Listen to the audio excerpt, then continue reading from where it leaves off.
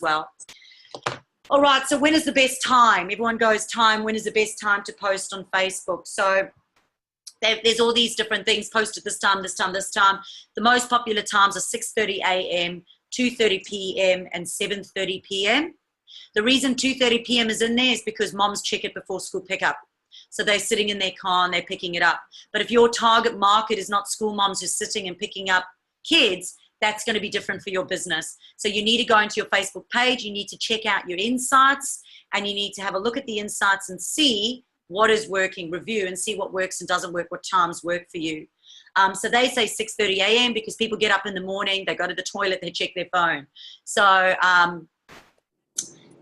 the other thing that I can suggest is, go into insights and have a look at that. But for example, a fitness group, if I'm trying to, this is about knowing you and your target market. If I am, hold on a sec, just a minute there.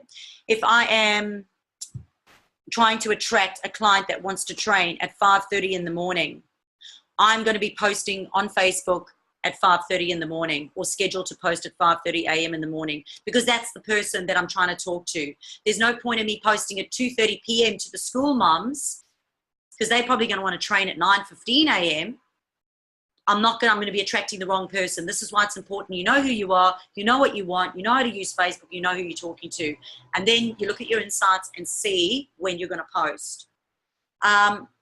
So however, in my experience, it's your business, and whenever you are out and about doing what it is that you are doing, working with the people that you want to work with, generally that's the same. So if you just look at that, you'll go, okay, that's me. I check my phone before I pick my kids up from school. So yes, I'm attracting the same person. So we'd be online at the same time. So if you're just aware of your habits, it'll generally that'll give you an indication as well. If you're trying to run a competition, however, it's probably better for you to do a 7:30 p.m. in the evening. I'm just sorry, there's a client that's trying to get in. I'm just trying to, there we go. So if you're trying to, let me just send this to this client quickly. Cool. So if you are trying to run a competition, for example, my professional photographer, she runs a photo competition every now and then, and she wants people to share her photos, and she wants everyone to share and tag and comment and like. 7:30 p.m. in the evening is a good time. But yeah, you've got to look at your insights and see when people are out and what kind of response it is that you're wanting to get. If you're just wanting to post for consistency and you're just wanting to get your name out there and make people aware of who you are and how you exist, just post when you like. That's what I do. Sometimes I'll post three in a row. There's no right or wrong. But you do have to review it and see if it's worked or not. So what is the difference between your personal profile and your business page? Your personal profile is more about you, but your business is a part of you. And your business page is more about your business, but you are part of your business, if that makes any sense. So that's how I like to think of it, but it is important to include both. And I'm sneaky. I'll put a bit of something in to draw attention to other aspects of what it is that I'm doing. So I might post about that I've gone cycling in the morning. I absolutely love my giant bicycle because I'm trying to promote my partner's business. You're in, John, awesome. And then I might say, how awesome is it to get out in the mornings, to go and exercise? I've got energy all day long, rah, rah, rah, because that's trying to make people feel good so that they want to come and exercise as well. So I sneak in my stuff with that. And then I might even say, who wants to come riding with me, or who wants to come and train with me, or who wants to get fitter? But we're going to do, as I said, the content ideas right now. So get a pen and paper. As I said, I did 21 because that's supposed to be a magic number. Is that right, Barbie? 21's a good number? So 21's a good number, but I can tell you there's probably about 5 ideas in each of those 21. So I can quite honestly say you're going to get over 100 examples now. So I'm just going to rattle them off. So just want to see if anyone else is trying to get in. No, we're all good. All right. So number 1 is post about you. So as I said, people buy from people they know, like, and trust. So whether or not it's on your personal profile or your business page, post about you. If that's who they're going to be doing business about, post about you. Post your why, post your bio, post personable things, post something vulnerable, real, something genuine, post what you like, post what you don't like, not too much negativity, but post what you, and just share those things, you know. The fun things are post things you may not know about me, you know, but someone out there will see it and go, oh, I resonate, identify with this person, and they will stop and they will look. And the next time you post, they will look again because they're intrigued. And it's okay. It's not going to resonate with everyone, but it'll resonate with the right people, because at the end of the day, if you're working with someone, it's an energy thing, and your energy needs to be right anyway. So you want to attract the right person. So if you post about you, what you know and you like, the right person will come and land in your on your lap.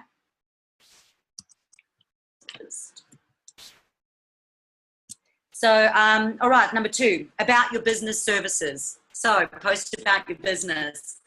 So post about your services, what type of services you like. Now, a social media marketer might go, we provide personal training. Come and get personal training. Now, every now and then you'll see some sort of ridiculous post like that from me. And that's just a consistent post, so I'm consistently posting. But a more engaging post or fun post would be something along the lines of, like I said earlier, when I'm out doing a bicycle and I'm doing a ride or something and I say, come train with me in the gym. There's different ways to do it. You've got to think about the kind of response that you want. But I find the human interest reality stuff converts, and I get more business from my personal profile than I do from my business page. I use my business page as a directory, almost like a website, and it's good for Googling. On Facebook, you can find stuff and searching, but my personal profile, I get people contacting me all the time through that, because they work out that they want to work with me just from me being me and from what it is that I post. So those posts are good to include. Your packages, you might be running a package. You might want to promote your staff. I'll often be promoting my trainer, Mema, and talking about she's doing a booty challenge right now, or other colleagues that I'm working with. Post their profile on there as well, so that people build relationships with them. So for example, my partner manages Giant Bicycles in Southport, and he might do staff. He might go and promote Todd fixing a bike, or Stonzy, you know, servicing a bike. So they build relationships with people, and people want to come into the shop and buy from them.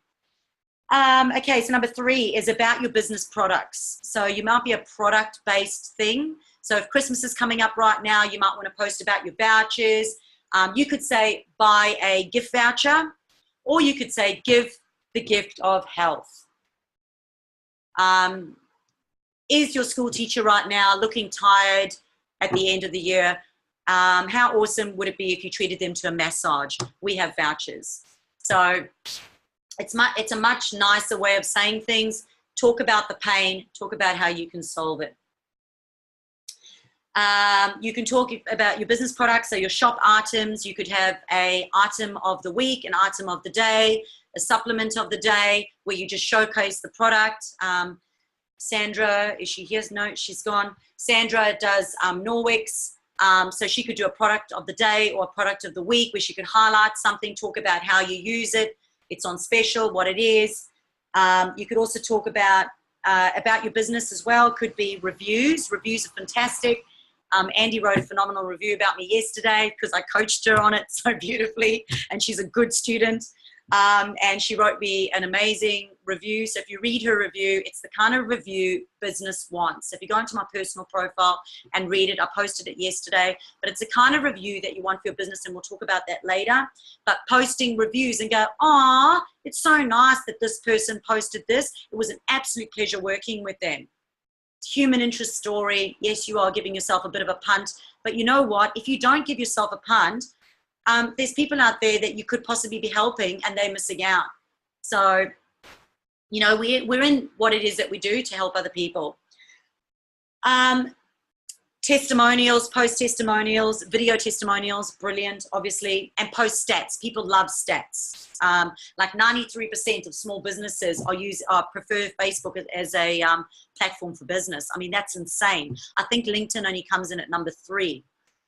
So, yep, that's really interesting. People love stats.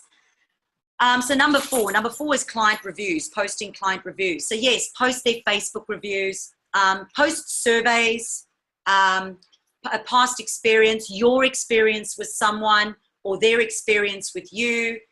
You could tag them. By tagging them, it means it jumps onto their page, depending on their privacy settings.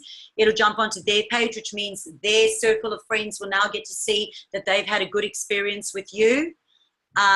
So reviews are fantastic as people buy from people they know, like, and trust. John had the stats, but I think it was something up in the 90s where 90% something where people buy from, will buy from a review. They look at reviews before they buy. As I said, I don't go to Palm Beach Collective because they have horrific Facebook reviews, and they've done nothing to sort it out either. So post reviews.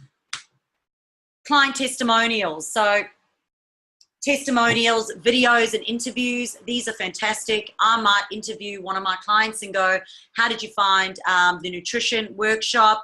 Did you enjoy it? What did you like about it? You may interview them. It's a testimonial. It's in their words. And as I said, people love human interest things. They like to see how it affected somebody else.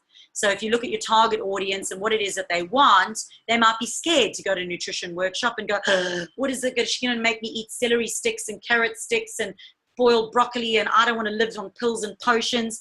And if I understand that that's what my prospective client is possibly feeling, then I have an interview to answer those questions to make those people feel safe that that's not what I'm offering. So instead of me going, no pills, no potions, no da-da-da-da, I'm actually interviewing, it's coming from someone else, but I'm interviewing them. So I'm actually letting them basically do the work for you, which is great. Number 6 is website content. I mean, this is so easy. If you're really, really stuck and you're constantly uploading information to your website, like your blogs, even your contact us page, even your newsletter, sign up to my newsletter. You have all these things already set up on your website. All you've got to do is copy paste the URL and put it on. So again, say for example, I want to get subscribers on my website, on my contact us page, so that they get added to my newsletter. I might go something along the lines of, hey guys, I'm giving away a free recipe ebook to the first 10 people that subscribe today. Here's the URL, and just post the URL. Yep, so thank you, Kerry. Yeah, so the website is a phenomenal thing. So we want to get people onto the website, and we want to get people also onto Facebook. So most of my traffic to my website comes from Facebook. When I go into my website and I look at my reviews, look at my insights, sorry, on my website, I see that the stuff, where it's coming from, and that's important. We need to know if the stuff's working. You know, there's no point going around in circles doing the same damn thing expecting a different result. I always call it Review Friday. On a Friday, I go in and I review everything. I review how my Facebook, how I felt doing it, how I felt doing it, how my clients responded, what worked, what didn't work, and then I tweak it. So I kind of give myself a report each week, and it's the same with the website. So it's important. So for a blog, I would often take just one paragraph of the blog, put it onto Facebook. I would give it a headline. So a catchy headline. Think dramatic, think Italian. That's what I like to think. Dramatic headline.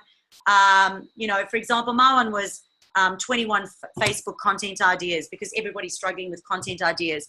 Keep it simple, keep it catchy, solve someone's problem, and so that they stop and they go, whoa, what's this?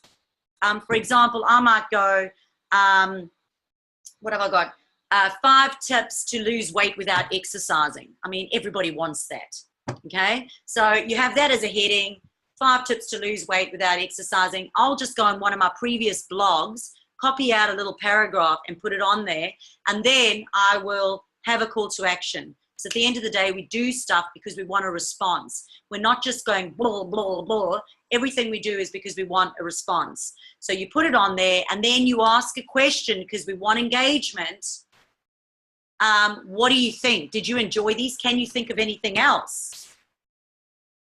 Which is the one here that you think is most effective?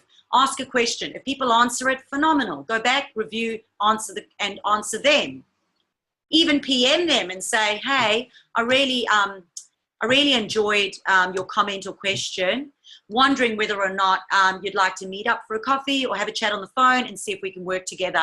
How else can I help you? What other problems do you have or concerns? So the reason we do things is not to just go blah, blah, blah and hope that they just throw money at you. We do it so that we can build a relationship and get them off Facebook, okay? And then build a relationship with them and see how we can solve their problems, because that's what it's all about. See if we can work together and solve their problems. And if you can't, that's fine. Number 7 is events. So you can post events. You can share your events. You can create events. Again, you've got to understand your settings, how you invite them. And I'll give you an example. It was about 3 weeks ago. A top doctor on the Gold Coast opened up a center, a phenomenal center. I'm friends with him. He was posting everything. Couldn't understand why on the day there was like hardly anyone there. Couldn't understand why nobody had come.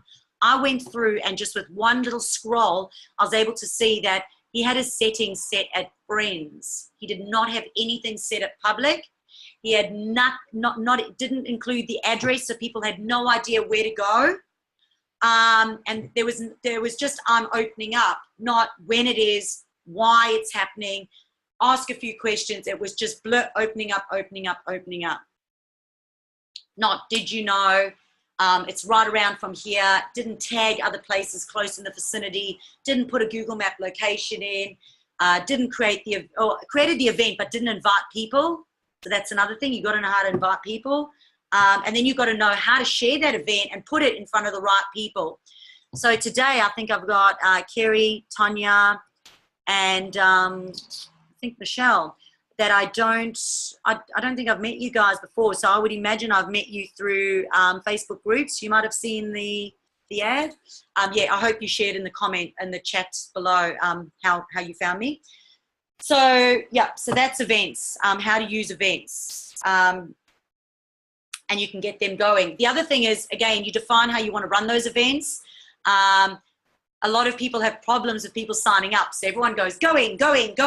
And then when you say, hold on, I need money to confirm this because, closing date's this time, you have to tell people the rules and you've got to get them out the event and you need to get them either on the phone or Messenger, start with Messenger and then get them on the phone so you can have a conversation and convert them, get them off Facebook and get their money. And again, you have to have those systems in place straight away where you can say, pay me now to secure your spot, and there needs to be urgency. Guys, this offer expires in 24 hours because people see so much shit on Facebook that they say going to everything, interested to everything, and they get wishy-washy. But you know what will happen? As soon as you define the boundaries and you're strict with your rules, people will know that you mean business and they're not going to stuff you around. So you go, that's it. This is what I want from you. Pay now or else you're out. That's it. And I always say to people, please take the time to update your RSVP on Facebook. I say that in my meetup groups and I say it on Facebook all the time. I remind people that I want them to update their RSVP.